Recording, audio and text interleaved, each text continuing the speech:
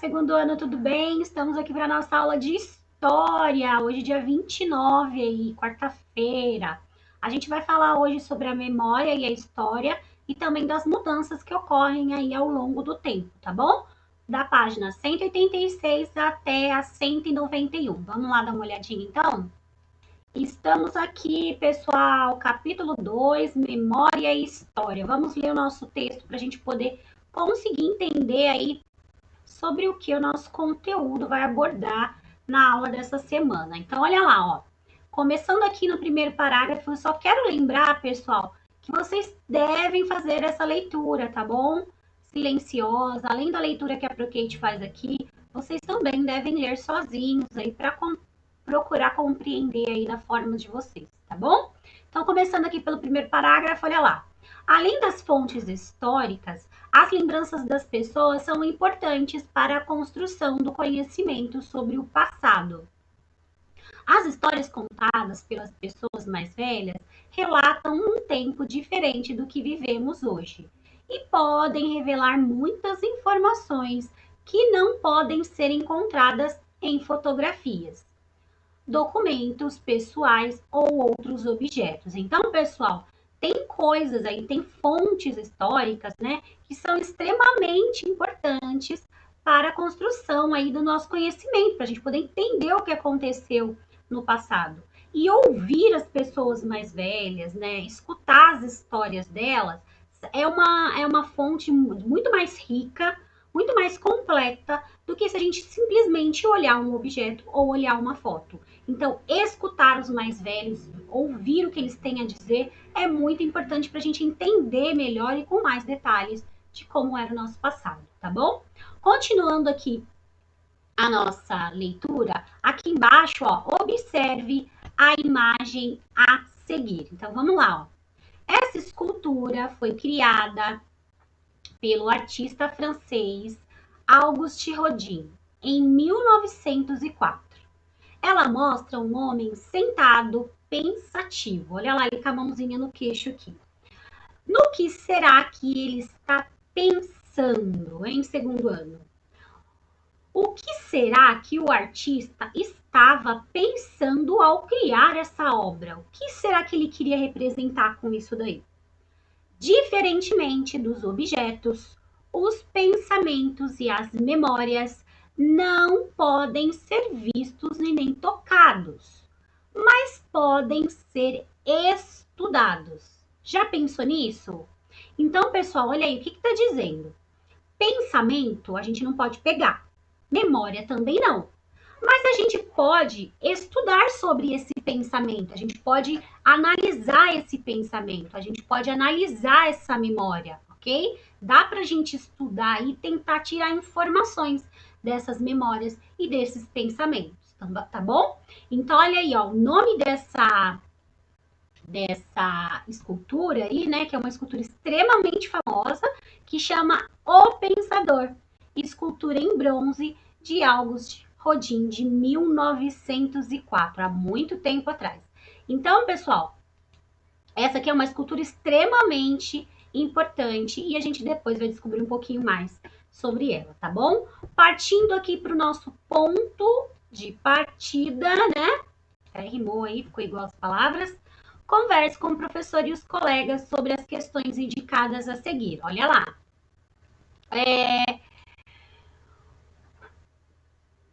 Será que conseguimos guardar todos os acontecimentos em nossa memória? Será que tudo que acontece na nossa vida a gente consegue guardar na nossa cabecinha, na nossa memória? Tudo, tudo, tudo, sem esquecer nada? Bom, acho que não, né, pessoal? O que podemos fazer para preservar a memória de algum acontecimento? O que a gente pode fazer para guardar aquilo lá e nunca mais esquecer? Tem jeito de fazer isso? Tem como a gente registrar de alguma forma? Tem sim, nós podemos usar aí, né, os registros, né, escrever, fotografar, né, tem muitas maneiras da gente guardar acontecimentos, ok? De que maneira as lembranças podem ajudar a contar a história de uma sociedade? De que forma, como que as lembranças de uma pessoa podem mostrar como vivia a sociedade, como que era a vida no passado. De acordo com o que ela fala, a gente consegue entender como eles viviam, né? As lembranças são importantíssimas para contar pra gente como é que era a como que eles lidavam com a vida, com os objetos, com as modernidades e com tudo mais que aquela época lá tinha. Então, as lembranças das pessoas, a contagem oral dessas lembranças é muito rica e muito importante para a gente conseguir entender com um ponto de vista vivo, né? Alguém que estava lá, que presenciou.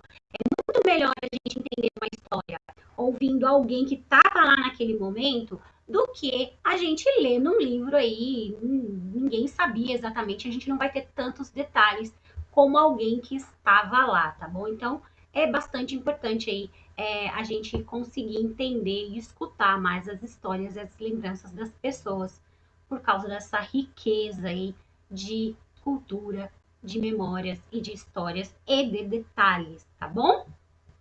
Seguindo aqui, ó, entender o uso da história. Olha lá. Deixa eu subir aqui para vocês verem mais um pouquinho. Ai. Os usos dos objetos. O mundo está repleto de coisas construídas pelos seres humanos, como casas, ruas, escolas, bicicletas, bolas, computadores, entre outros. Então, olha lá. Você já pensou há quanto tempo isso existe? Você já parou para pensar há quanto tempo existe o avião, há quanto tempo existe a revista em quadrinhos, o carro, a máquina de fotográfica? Será que a gente já pensou se ele é velho, se ele é novo? Qual que é a idade desses objetos? Então, olha lá, ó, vamos continuar lendo aqui. Os objetos presentes em nosso cotidiano passaram por transformações tecnológicas ao longo do tempo. Estudamos isso, não é, galera? Fizemos até um trabalhinho que mostrou aí essa evolução dos objetos. Então, olha lá. Como você viu, as invenções podem provocar mudanças no modo de vida das pessoas. Lembra que a gente estudou lá sobre o Santos Dumont? Ele inventou aí, fez os primeiros protótipos aí dos aviões, né? Ele popularizou o relógio, ele tem várias ele inventou várias coisas que ajudaram na nossa vida. Hoje a gente se transporta com muito mais facilidade devido ao avião, devido à invenção do carro, devido à invenção de muitas coisas, não é? Então, olha lá, ó, continuando aqui no segundo parágrafo. Entre outras inovações, o avião possibilitou que as viagens fossem cada vez mais rápidas. A invenção do guarda-chuva permitiu que as pessoas caminhassem em dias chuvosos sem se molhar. E a criação do telefone colaborou para que as pessoas se comunicassem com mais rapidez, mesmo de longas distâncias. Ao estudar a história, desses objetos, podemos entender melhor como era o mundo na época em que eles foram criados. Então, olha lá, ó, foi a partir de uma necessidade aí que se inventaram certas coisas, né? O guarda-chuva, porque como que eles iam andar aí pela chuva sem se cobrir? O avião para facilitar aí o transporte, o telefone para facilitar a comunicação e assim por diante. Seguindo aqui nosso último parágrafo, muitos inventos proporcionaram melhorias nas vidas das pessoas, como a luz elétrica, as vacinas que protegem a gente contra as doenças, né? Os computadores, os utensílios, muitos objetos passaram a realizar novas tarefas. Além de realizarem chamadas telefônicas, os celulares, por exemplo, também são usados como calculadora, câmera fotográfica, filmadora e gravadora de áudio, entre outras funções aí que o celular tem. Então, se a gente for parar para pensar, pessoal, é tudo foi criado aí para facilitar, né, dinamizar a nossa vida aí e deixar as coisas com um pouquinho mais de rapidez. Continuando aqui para a nossa página 188, nós vamos fazer um exercício. Esse exercício basicamente diz o quê? Olha lá.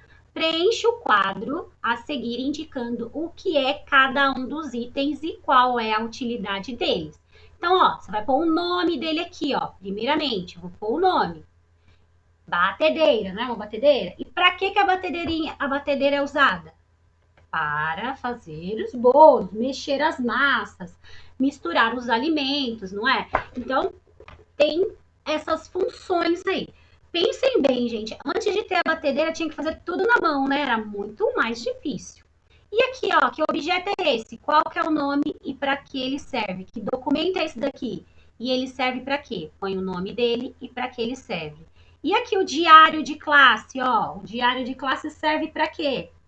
Tá com o nome escrito aqui já, ó. O que a gente consegue ver lá no nosso diário de classe? Diário de classe é onde ficam as nossas notas, né? Onde ficam as nossas faltas, onde a gente consegue saber aí a presença, né, dos alunos e a participação, tá bom? E assim por diante, pessoal, eu vou fazendo todos os outros objetos. Olha lá, depois do diário de classe, deixa eu subir aqui, nós temos a televisão, a moto, peraí que passou. Nós temos a televisão, a moto e o peão. Então, para que serve aí essas coisas, né? Vocês vão escrever aí no quadrinho. Muito tranquilo, né? Continuando para a página 189, nós temos lá as mudanças ao longo do tempo. Olha lá. Passou aqui um pouquinho e já vai voltar. Olha aqui. As mudanças ao longo do tempo. Vamos ler o nosso textinho com bastante atenção para a gente poder entender. Peraí que tá voltando aí. Aqui estamos então, pessoal. Olha lá. Mudanças ao longo do tempo. Você já pensou em como era a vida antes da invenção dos computadores, celulares e telefones? Sabe como as mensagens eram enviadas a lugares distantes? Leia a historinha a seguir. Vamos então ler essa historinha aí para tentar entender um pouquinho? Então vamos lá, pessoal. Primeiro quadrinho aqui, temos uma senhora e uma menina aí numa praça, no que parece ser uma praça. E a senhora falou assim: Olá, Marina, vamos conversar sobre o que hoje? Aí a Marina respondeu: Espere só um pouquinho, dona Vera. Preciso mandar uma mensagem para minha amiga. Aí lá embaixo, a dona Vera, ó, pensou já no quê? Olha aqui. Ela pensou nas cartas, ó, mandar mensagem na época dela era através de cartas, não tinha assim mensagens instantâneas igual nós temos hoje. Então, olha aqui o que ela pensou. Quando eu era criança, não existia celular. Quando queríamos mandar mensagem, mandávamos um bilhete ou uma carta. E aí, a Marina respondeu aqui, olha lá.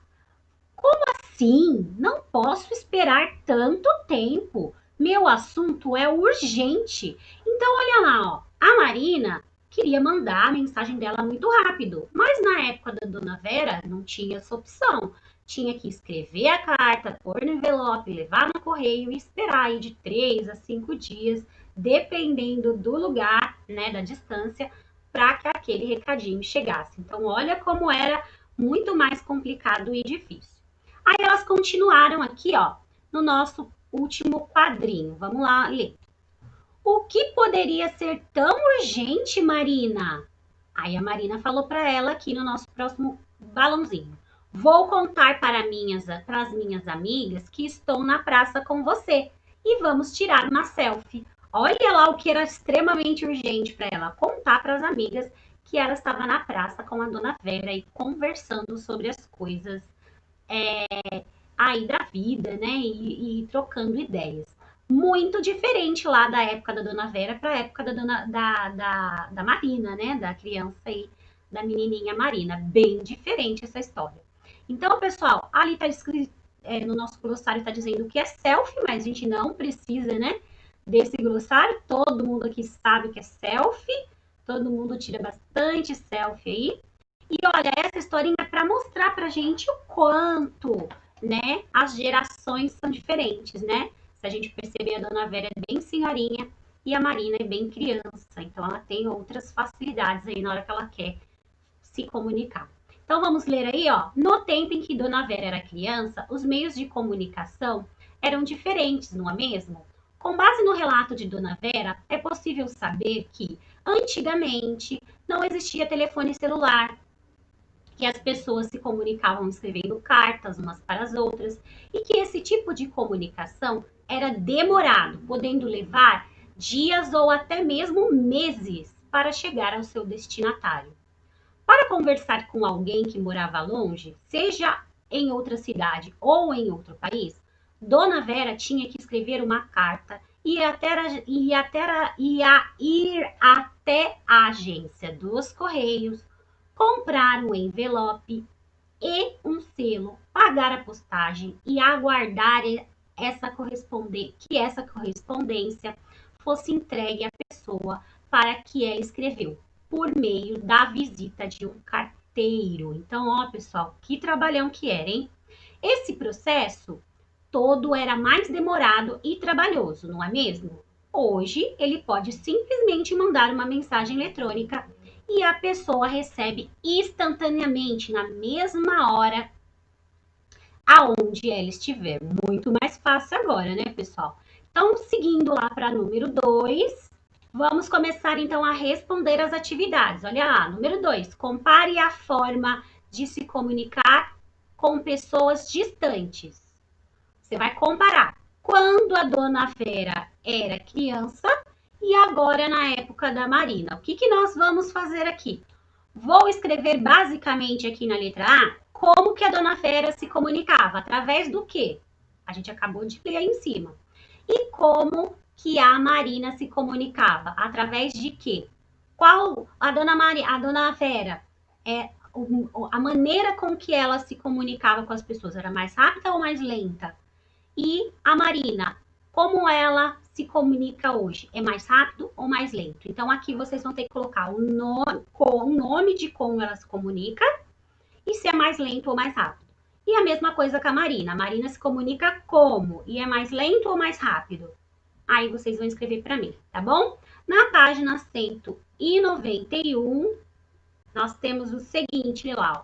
Número 3. De que modos você se comunica com seus amigos e familiares que moram longe? Coloca aí todas as formas que você usa de comunicação com eles, tá bom?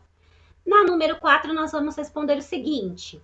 Os recursos que Dona Vera utilizava para se comunicar deixaram de ser usados? Ninguém mais manda carta? Parou de ser usado ou é pouco usado hoje em dia? Quase nunca usado? Será que ainda tem gente que manda carta? Pensem bem aí e respondam para a Proquete. E na número 5 está escrito assim. Você já escreveu cartas ou bilhetes em papel? Em quais situações? Nós já escrevemos cartas, mas só lá em produção de texto, né? Para poder estudar o gênero carta. Nós já escrevemos.